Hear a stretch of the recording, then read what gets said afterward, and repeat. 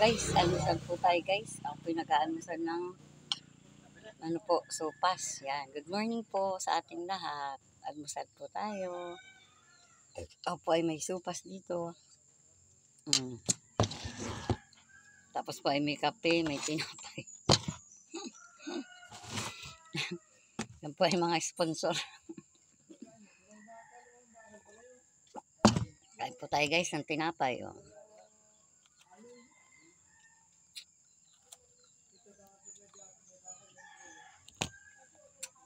Sarap. Kapal ko almusal. Almusal ko ay sopa. Parang ang sopas ko'y maalat na. Kung gabi hindi ko malalasahan, may maalat.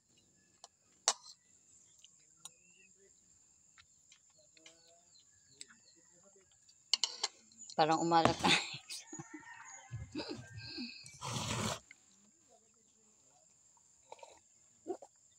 Sarap ng kape.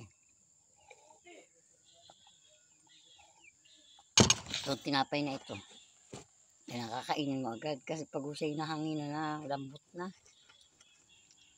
Tinapay nasa lata ho. Nasa ano ho yan. Nung araw ito ay nasa lata ngayon, plastic na. Kaya ho ngayon maraming plastic. Walang aluminium. Nung unang panahon ho, kaya kakaunti ang plastic. Ang lagay po kasi ng ganito lata. Ngayon po lahat ay plastic. Kaya ho lahat plastic na. Yung pagtalikod mo, yun. Wala na, istorya ka. Pagkarap mo maganda. Pagtalikod, yun. Kaya po ganun. Yung panahon natin, naaayon din sa kagamitan natin. Kasi yun po yung araw kasi bihira yung mga chika-chika, nila. Kasi lata ang pinaglalagyan nito. Ngayon po high-tech na, puro plastic na. Guys, kaya po talaga sa paligid natin, hindi natin na ngayon alam kung sinong totoong tao. Pero tao po tayo, kaya lang yung totoo. Parang hirap na po ng totoong tao ngayon. Kaya nga daw po nausang plastic. Diba guys?